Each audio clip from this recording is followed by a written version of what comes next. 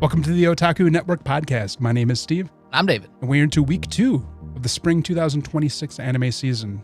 We'll get right into it and talk about episode 2 of Kirio Fan Club. The girls have a new challenger in the form of a co-ed named Satsuki, who had been in the same homeroom previously as Kirio, and is very familiar with Kirio and his buddy Momose. And it irks the girls to no extent. They decide that they're going to try to find any dirt they can about this girl to calm any of their doubts or disillusions about any chance they have with their object of desire. Fortunately, Satsuki is essentially a main character within her own life, and everything is perfect for her. She has major main character energy. Which makes the girls despondent to the point where Aimi decides to write a love song for Kirio that largely involves licking his tears and then listing all of the body parts that she likes about him. Surprisingly, though, Nami's a pretty good composer, and they crack out the song, over lunch. It actually sounded pretty good. I kind of liked it. I liked it too. Not gonna lie. It does sound really good. Especially that tonal shift at the back half of it. I'm like, all right, this is pretty good. And when they started duetting, I was very surprised in how much I enjoyed that song. they were really good. I was like, oh God, they're going to pull the trope of them being awful singers. Right. And then they're actually like really good singers. Yes. I was like, excuse me? But, the girls have all of these problems with actually expanding their interactions with Kirio, and they just file the song away into the archives. And then we get an interesting scene as Kirio, Momose, and Satsuki are going home at the end of the day. Kirio may have feelings, maybe, but Momose does like somebody in class.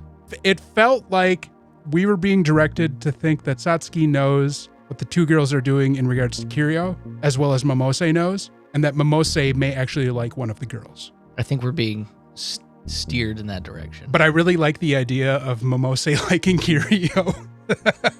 You can like all you want, but you're going to be disappointed when it's not there. And we're being directed to think that Satsuki likes Kirio as well.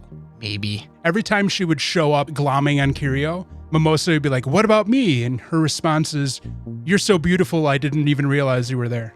Really need to get your fucking eyes checked. I think with this episode, I've gotten over what I was expecting it to be, and I've gotten into the rhythm of how the show wants to act. Yes. It makes me enjoy it more. I had a lot of fun with this episode. It's very silly, but it's grounded too. It's not like hectic. And I wanted the hectic, and it's not there, and I'm okay with that. I'm really wondering between Aimi and Nami what their dynamic is. There is the thing at the end. Yeah. That Nami knew Kirio from middle school and played it off as a lie. I wonder if there is some credence behind your idea with the first episode that Nami might just be going along with things to help her friend. Maybe. That she's maybe not really interested in Kirio. She's just incurring the healthy competition so that she doesn't just give up. Sees it as a way of strengthening the bond of friendship. Good episode. I was very pleased with how it transpired and was incredibly surprised by the quality of that song. Yes. Even though its subject matter is concerning. I just need more episodes of this show. We'll get there. I know. We need information, but it's just so painfully slow, waiting for 1 week at a time. No, fair, but I think its pacing is pretty good. No, the pacing's really good. It's just You want it to be faster, yeah.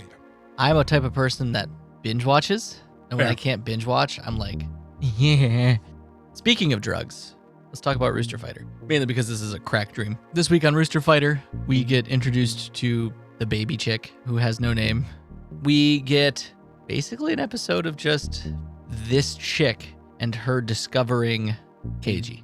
We find that she is technically owned by a low-level Yakuza member who, much like Denji in Chainsaw Man, owes the Yakuza a lot of money and has to pay it off some way or another. As this is happening, we find out that he gets involved in a pyramid scheme of sorts where his buddy basically claims that he will let him run a laundry business and then tries to flee the country with the loan that they co-signed. Yeah. With the loan money that they co-signed for. Yeah, the guy came in because, he's kind of a little bit higher up in the food chain in the gang and knows that this guy is at his weakest moment and presents himself as a benefit, like a friend, like, hey, man, a brotherly figure. I know things are tough. Look, I know you're struggling to make the dues, with your schemes because it's low level stuff.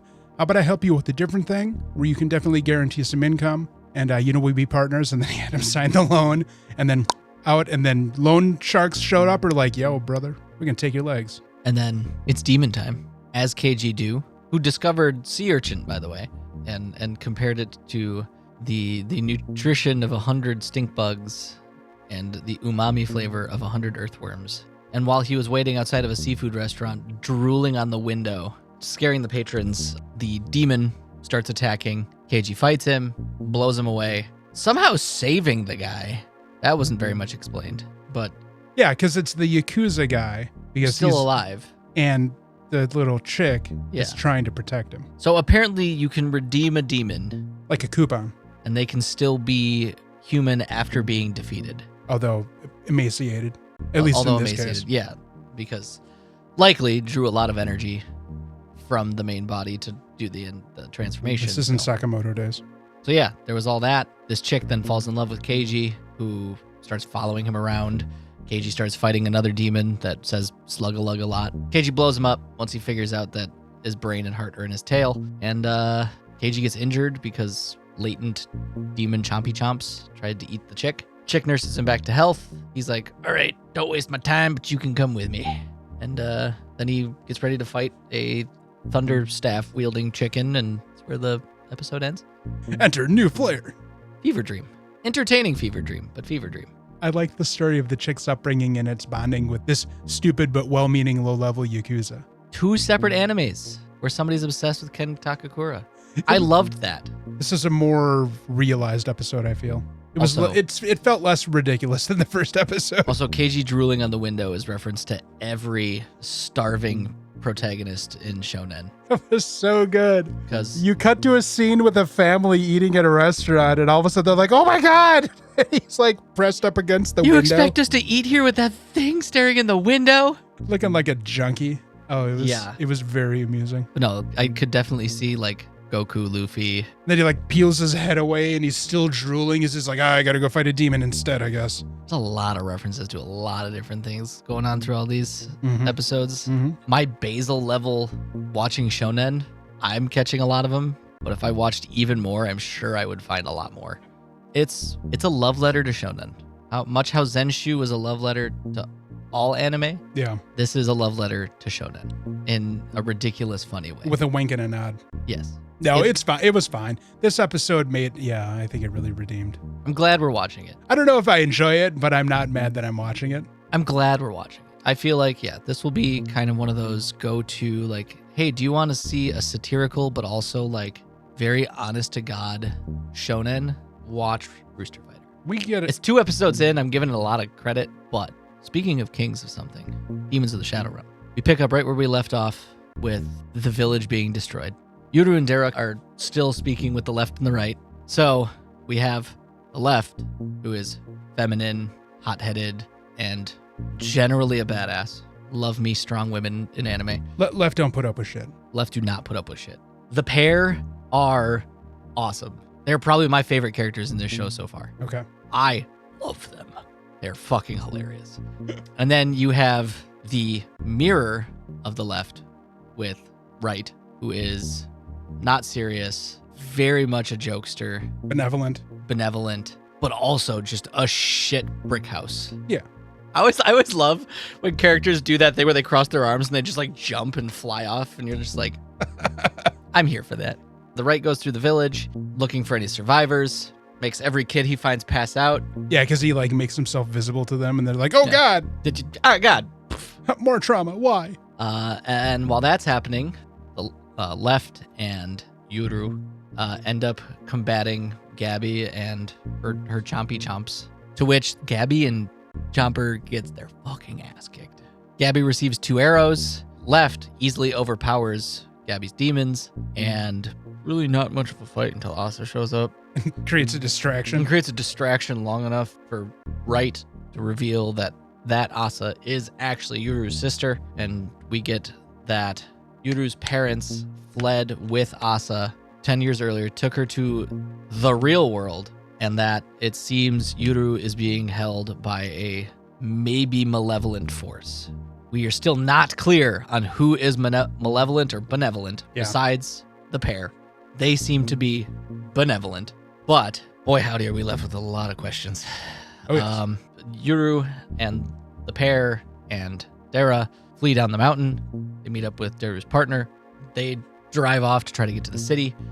They end up seeing another pair of demons who are apparently a local deity. Yeah. They're essentially a god. Yes, to which Dara and Hana, for lack of better words, cream themselves at the sight of. And we get a little backstory about demons, how some are viewed as like spirits or gods, and others are very malevolent. So we get that backstory. While that's happening, Asa and Gabby are going down the mountain. They meet up with their handler, who is not the leader, but is a higher up who answers to somebody called... Oh, I didn't write his name down. Oh, he kept It's calling some organization. Yeah, but they keep referring to the boss as like Gramps. The old man. The old something like man. that, yeah. The similar... The guy's name is Jin, though. Yeah, Jin. That they're dealing with, the guy with the glasses. And so he's basically like, I should have brought my demons But he was very concerned to find out that they were going to have to deal with Dara. and the pair. Yeah, it was a good episode. It was a great episode. I had a lot of fun. I love the pair. They are iconic. Okay. Especially left. All the like martial arts. You're just thirsting for the muscle mommy. Fair. Nothing wrong with that. Nothing wrong with that. I like athletic women. Nothing Deal with wrong it. with that. Deal with it. But the drawn like fight choreography, like, They're very genie-like. but like the kick pose that she took, Yeah. where the one leg was up, I was like, that's a fantastic fighting pose. Holy crap. I loved the scene when Asa showed up and like blew that wall up, and the bits and pieces are falling all over left, and her head just kind of cocks to the side and no expression changes. Yeah. Like, this does nothing to me. I like it too when they show up at the car and right and left are just like, The hell is what this? the fuck is this thing? And then Dara tries to explain it all like mechanically, and Hana's like, look, there's a bunch of horses in here. Just go. Just get in. Just get the fuck in the car. And then they're just sitting on top of it too. Neither of them are probably small enough to fit inside of the car anyways. Right. Though, at least for Gabby's, we have been shown that the spirits can change their size. Yes, they can take on a diminutive form. Yeah. That might be a universal trait. Maybe. We don't know. Who knows? We have not seen. But it's more comedic to have them surfing on top of the car. Yeah, we have not seen left or right take on Any a other. diminutive form. Correct. Besides, maybe they're lion forms as statues, but that could just be artistic rendition of them. Who knows? Yeah, really, who knows? But I want more.